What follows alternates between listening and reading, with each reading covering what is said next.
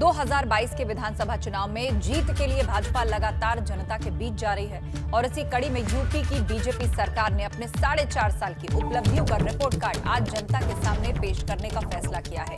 UP सरकार ने बड़ी तैयारी की है। आज सीएम योगी लखनऊ में अपनी सरकार की कामयाबियां गिनाने के लिए प्रेस कॉन्फ्रेंस करेंगे, तो यूपी के दूसरे शहरों में बीजेपी के केंद्रीय मंत्री, राज्य सरकार के मंत्री, सांसद, विधायक, पदाधिकारी योगी राज की उपलब्धियां जनता को बताएंगे। तो आज शाम प्रेस कॉन्फ्रेंस होने जा रही है। मुख्यमंत्री योगी आदित्यनाथ खुद ये प्रेस कॉन्फ्रेंस करेंगे और गिनवाएंगे बीते 4.5 साल की उपलब्धियां। इतना ही नहीं, उत्तर प्रदेश के अलग अलग जिलों में भी ऐसी ही प्रेस कॉन्फ्रेंसेस की जाएंगी। भाजपा के मंत्रियों द्वारा केंद्रीय मंत्री से लेकर राज्य सरकार के मंत्री, विधायक, सांसद अपने अपने इलाकों में ये प्रेस कॉन्फ्रेंस करेंगे। तो सरकार की क्या उपलब्धियां हैं जिसका सरकार लगातार दावा करती है। यूपी को एयरपोर्ट हब बनाया जा रहा है, चिकित्सा के क्षेत्र में बेहतर काम किया गया है, 4.5 लाख रोजगार सरकारी विभागों में योगी सरकार ने दिए हैं। यह दावा सरकार की तरफ से किया जा रहा है।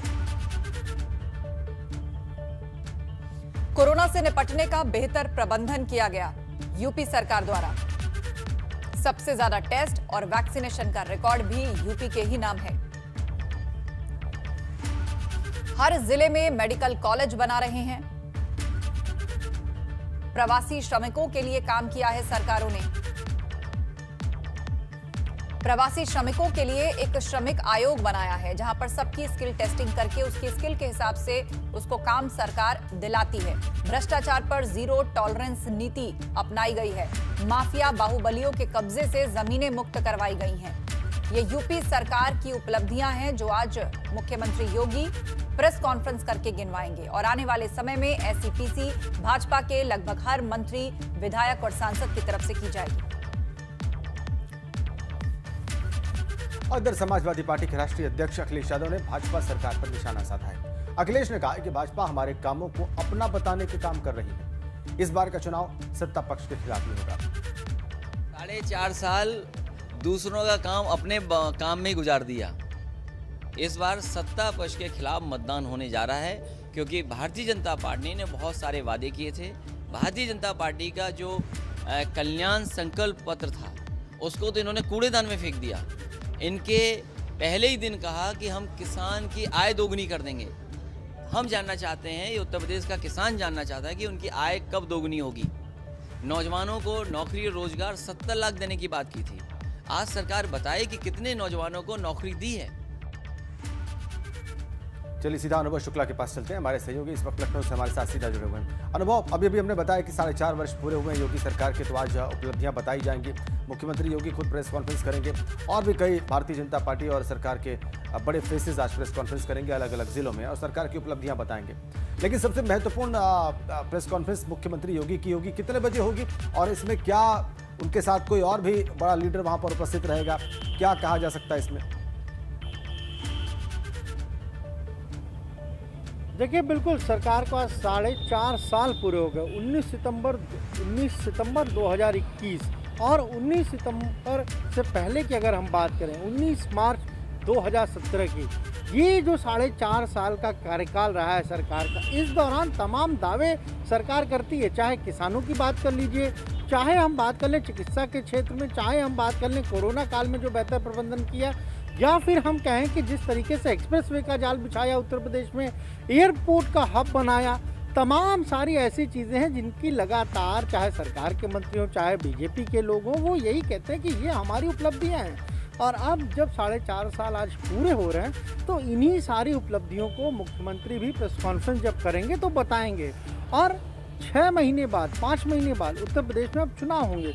इन्हीं सारी उपलब्धियों को लेकर, इन्हीं सारे कामों को लेकर बीजेपी जनता के बीच जाएगी और ये बताने का काम करेगी कि 2017 में हमारा जो घोषणा पत्र था, जिसे हमने संकल्प पत्र का नाम दिया था, जो वादे किए थे उनमें से ज़्यादातर हमने पूरा किया।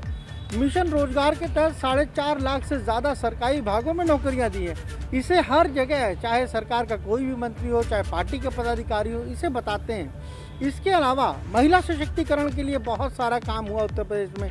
एंटी रोमियो स्क्वायर बनाया, ये बहुत सारी ऐसी चीज़ें हैं जिनको सरकार अपनी उपलब्धियों के तौर पर लगातार पेश करती रही है। और आज भी जब मुख्यमंत्री प्रेस कॉन्फ्रेंस करेंगे, वो तो लोक भवन में सुबह 10:30 बजे प्रेस कॉन्फ्रेंस करेंगे, लेकिन जितने भी मंत्री हैं वो सभी अपने प्रभार वाले ज़िले में जाएंगे, यानी जो जहाँ का प्रभारी है वहाँ वो प्रेस कॉन्फ्रेंस करेगा।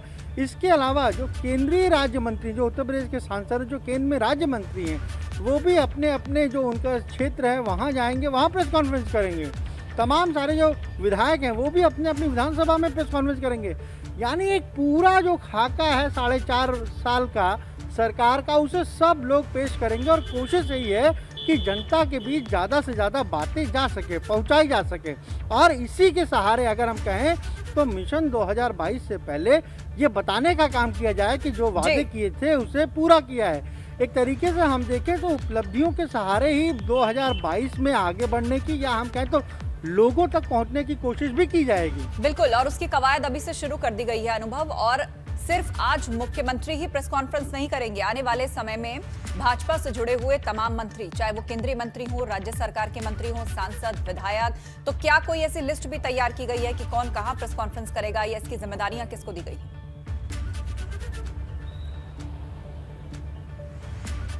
बिल्कुल बिल्कुल, बाकायदा एक पूरी लिस्ट तैयार है। सबको कहा गया है कि आपको वहीं जाकर प्रेस कॉन्फ्रेंस करना है। सबका जो, मान लीजिए जैसे सांसद है तो वो अपने संसदीय क्षेत्र में जाएंगे, वहाँ पर प्रेस कॉन्फ्रेंस करेंगे। जैसे केंद्रीय राज्य मंत्री हैं तो वो अपना जो उनका संसदीय क्षेत्र है वहाँ पर जाएंगे, वहाँ वो प्रेस कॉन्फ्रेंस करेंगे। SP सिंह बघेल जो केंद्रीय राज्य मंत्री हैं वो आगरा में प्रेस कॉन्फ्रेंस करेंगे। इसी तरीके से जो सांसद हैं सूरज पाठक वो कन्नौज में प्रेस कॉन्फ्रेंस करेंगे। इसके अलावा जो तमाम हम कहें सरकार के, चाहे वो राज्य मंत्री हो, चाहे स्वतंत्र प्रभार के मंत्री हो, चाहे कैबिनेट मंत्री हो, वो सभी लोग जहाँ जहाँ के प्रभारी बनाए गए हैं वहाँ वो जाएंगे और प्रेस कॉन्फ्रेंस करेंगे। तो एक पूरा कार्यक्रम हम कहें तो आज से सरकार लॉन्च कर देगी जो चलता रहेगा। और यही बार बार कहा जा रहा है कि अगर हम अपनी उपलब्धियों को ही बता ले गए, हम ये बता ले गए कि हमने 6.5 करोड़ से ज़्यादा लाभार्थी उत्तर प्रदेश में हैं जिन्हें हमने सरकारी योजनाओं का लाभ पहुँचाया, तो भी हमारे लिए इलेक्शन बहुत आसान होगा। ये बात बार बार बीजेपी के जो सीनियर लोग हैं वो कहते आए हैं, और आज से हम कहें तो इसकी शुरुआत भी हो जाएगी। बहुत बहुत धन्यवाद आपका अनुभव। आप कह रहे हैं सुबह 10:30 बजे मुख्यमंत्री योगी लखनऊ में प्रेस कॉन्फ्रेंस करेंगे और जो प्रभारी मंत्री हैं वो अपने अपने प्रभार वाले क्षेत्रों में प्रेस कॉन्फ्रेंस करेंगे। इसके अलावा जो केंद्रीय मंत्री हैं उत्तर प्रदेश से वो अपने अपने संसदीय क्षेत्रों में प्रेस कॉन्फ्रेंस करेंगे। बहुत बहुत धन्यवाद आपका अनुभव। आगे बढ़ते हैं। मुख्यमंत्री योगी आदित्यनाथ ने लखनऊ में भाजपा के प्रबुद्ध वर्ग सम्मेलन को संबोधित किया। इस दौरान मुख्यमंत्री योगी ने विपक्ष पर जमकर हमला बोला। सीएम योगी ने कहा कि हमारे पिछले 4.5 साल के कार्यकाल में एक भी दंगा नहीं हुआ है। इस दौरान उन्होंने इशारों में राहुल गांधी पर भी निशाना साधा। बहन बेटियों की इज्जत सुरक्षित नहीं थी।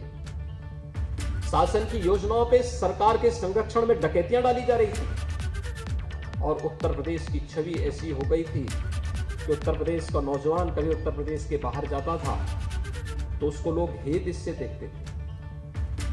कुछ जनपद तो ऐसे हो गए थे कि वहां के नौजवान अगर कहीं उस जनपद का नाम ले लें तो होटल के लोग, होटल वाले कमरा नहीं देते थे, धर्मशाला वाले वहां उसको ठहरने नहीं देते थे। ये उत्तर प्रदेश की पहचान हो गई। लेकिन आज हमारी सरकार के 4.5 वर्ष पूरे हो रहे हैं और मैं कह सकता हूं 4.5 वर्ष के दौरान प्रदेश के अंदर एक भी दंगा नहीं हुआ है। उत्तर प्रदेश ने उनकी पूरी खानदान को प्रधानमंत्री पद तक पहुंचाया, लेकिन उत्तर प्रदेश के बाहर जाएंगे कहेंगे उत्तर प्रदेश के लोग तो बहुत खराब हैं। और यही इसलिए जब हिंदुस्तान के बाहर जाते हैं तो हिंदुस्तान के बारे में वही टिप्पणी करते हैं। उनको चाहिए उत्तर प्रदेश से सब कुछ, लेकिन उत्तर प्रदेश के लोगों की निंदा करना, उत्तर प्रदेश के लोगों को अपमानित करना, भारत के बाहर भारत के बारे में टिप्पणी करना, देवी देवताओं के बारे में टिप्पणी करना, राम और कृष्ण को नकार जाना उनकी प्रवृत्ति का हिस्सा है। जो एक्सीडेंटली हिंदू होगा तो यही तो होगा। मुख्यमंत्री योगी ने ट्वीट करके समाजवादी पार्टी पर निशाना साधा है। क्या ट्वीट किया है वो भी आपको दिखा देते हैं। योगी जी ने लिखा है कि पिछली सरकार में पूर्वी उत्तर प्रदेश के लोग बाढ़ में डूबे रहते थे। बच्चे व नागरिक इंसेफ्लाइटिस और डेंगू की चपेट में आकर तड़पते थे। उस समय जिम्मेदार लोग सैफई में फिल्मी हस्तियों के नृत्य का आनंद लेने में व्यस्त रहते थे।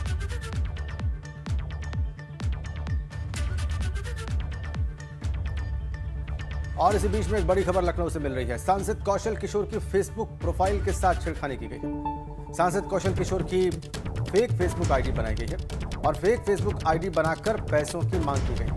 कौशल किशोर ने फेसबुक पोस्ट के जरिए बात कही है, अगर मेरे नाम से कोई पैसे मांगे तो उसे पैसे कतई न दें। ये शिकायत पिछले दिनों फेसबुक पर कई लोगों ने की। अब इस कड़ी में सांसद और केंद्रीय मंत्री कौशल किशोर का भी नाम जुड़ गया है।